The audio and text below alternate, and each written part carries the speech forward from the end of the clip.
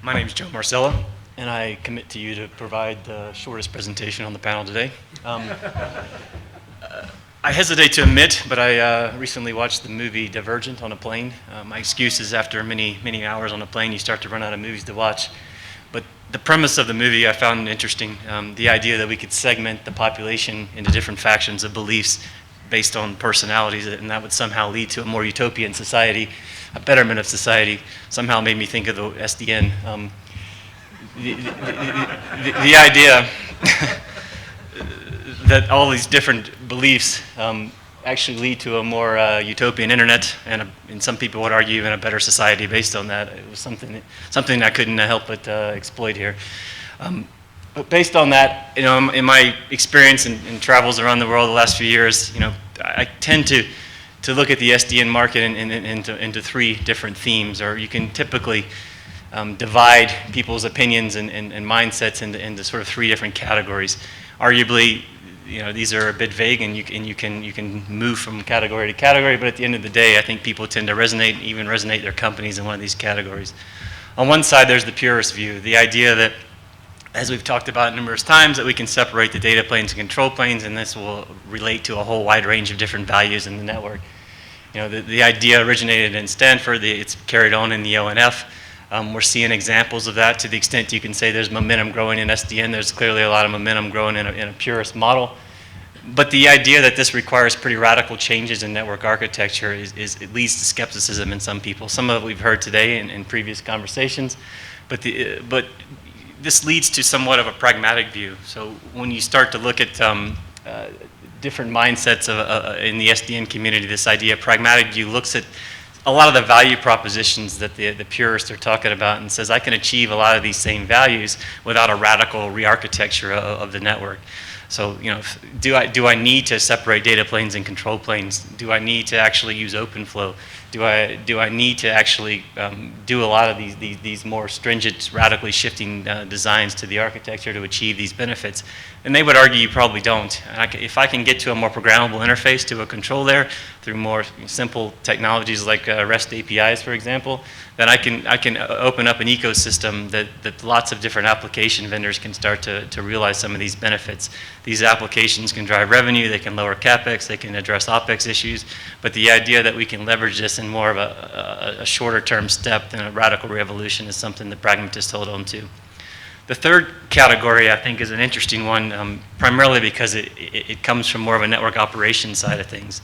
These guys, all they're looking for is a very simple idea that finally solved the 10-year-old, 20-year-old problem of multi-vendor management.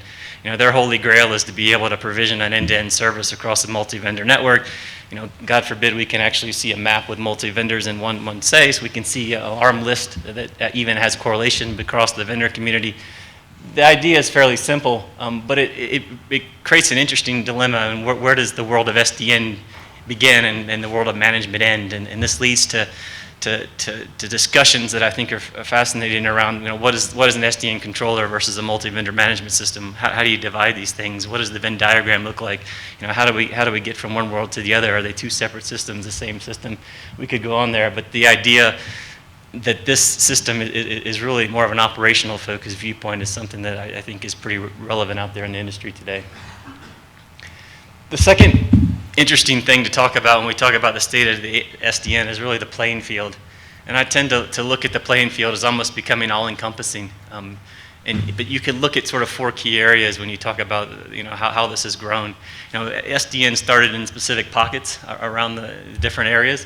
But when we start to look at sort of functions, so the idea that we can point to specific use cases within the data center, arguably we've got both pragmatist and purist implementations that exist today, but this is evolving into the wireless, for example, through things like service chaining, but not stopping there, going to things like radio, going to things like backhaul, extending into the wide area network.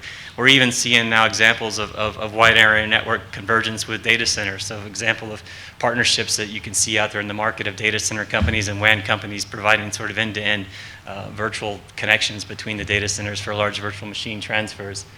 The second piece, I think, is around the market itself, sometimes called the market verticals. Arguably SDN began in the R&E community. It moved very quickly into the content delivery space. There's very high profile examples of that exist out there today.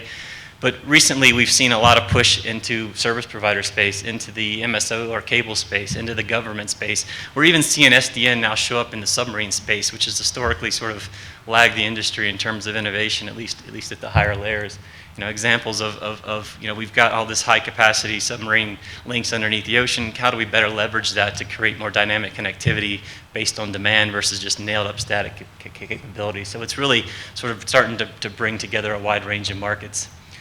The third area is an area that I call horizontal, or sort of driving from the edge of the network more into the core of the network, or said otherwise, from the access to the metro to the core. I would argue that SDN concepts are more easily adopted sort of at the edge of the network, where the scale of the switches isn't as extreme as it would be in the core of the network.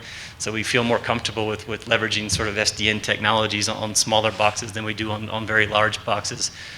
So this idea that we're starting to move a little bit closer to the metro, and ultimately we start living in the core. Another way to look at it is we start to see more purist implementations at the edge and start to see more pragmatist implementations in the core.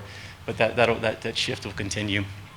The final area, we touched on this a little bit this morning, I guess, was the idea of what I call vertical, or really the layers of the OSI stack.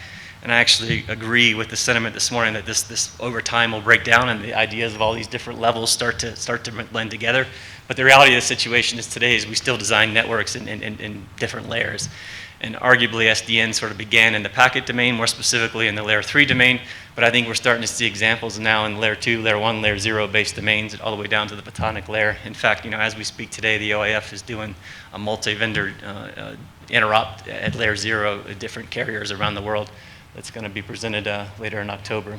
So this idea that even once we have this view of SDN or more programmable capabilities at these individual layers, we can then start seeing even across the layers and doing more intelligent things that, a simple example is just sharing risk group information from the lower layers to the higher layers, but that can lead to even more radical shifts around multi-layer optimization and multi-layer control. The third area is once we have this new expanded playing field, we can start to see different battle lines being drawn in the sand, or different divergent thoughts, if you will, in architecture, both from a vendor perspective, but also from a provider or network operator perspective. On the vendor side, I think it's going to create a shift in what we traditionally viewed as our competitors. Router vendors compete with router vendors, transport vendors compete with transport vendors, and so on down the line. But as we go forward and the world becomes sort of more software-centric, I think these lines start to divide, and we start to see non-traditional companies competing with each other. We start to see software-specific companies emerge, and the overall sort of competitive landscape starts to change. This represents a very interesting opportunity for vendors, but it also represents a sort of threat as other people move into what was traditionally their home turf. The second sort of piece from a vendor side is this idea of a pure versus hybrid architecture. Almost said another way, it's the purist view versus the pragmatist view. Which viewed is the vendor pitch to the market? Which solution sets do they bring to the market? I think this has an interesting opportunity to create divisions in different vendor philosophies. And then the third piece was touched on a little bit earlier, is this idea of the way we bring about this solution. The two big things that come to mind to me are the idea of open source software. Do we base our solution sets on open source, or do we do more customized solutions in-house? I think arguably today everybody uses pieces of open source, but how heavily is that solution based on open source? How do we differentiate if we use open source? How do we keep from that specific community trying to solve all problems to all people and actually solve very specific pieces? The alternative to that is to develop it all yourself, and that solves a lot of those problems, but it also brings other problems in terms of leveraging economies of scale, and how do you compete with these open source communities and all those types of things. The second piece, which was just talked about, is the idea versus white box versus specialized hardware, right? Even gray boxes, if you will. Which is the right approach? Certain vendors will go one way, certain vendors will go the other way, but I think that's another battle line that'll be drawn over the coming months. On the service provider side, I think the competitive thing is equally there. The idea that service providers competed with service providers is now starting to break down, and that we're seeing MSOs compete with service providers. We're seeing CDN companies compete with everybody. This whole lower cost of entry, or barriers of entry, has come way down, and we're starting to see more and more overlap in terms of markets, or vertical markets. Business model is another interesting one. So do you focus largely on sort of the revenue side of things and generation of new services, or do you focus largely on more of a CapEx, OpEx focus of revenue reduction? And I was at a customer last week and they said, you know, all we care about is cost reduction and resiliency. But I've been in other customers where their focus is largely on service innovation and driving new services to market. What is the approach in the community? That's going to be a division line as well. And then finally, this transformation strategy. Do you become a market leader or do you become a follower? What's been interesting to me is companies we've typically looked at as market leaders have, you know, in a new technology shift, they're actually reverting to sort of a follower mode, and companies that used to be followers are reverting to more of a leadership role, and how will that play out in the end of the game? It's an interesting scenario to watch as we go forward. Oh, sorry, I'm almost done here. I lied, I guess. So in conclusion, in my perspective, the state of SDN, I mean, the belief systems are more or less in place. Arguably, there's divergence in any belief systems, and unlike the movie, we won't be killing people that don't believe in a certain system. The playing field, I think, is greatly expanded, and the battlefield lines are been drawn in the sand. So to the extent that SDN is an inflection point or arguably a revolution, then the revolution has begun. Thank you.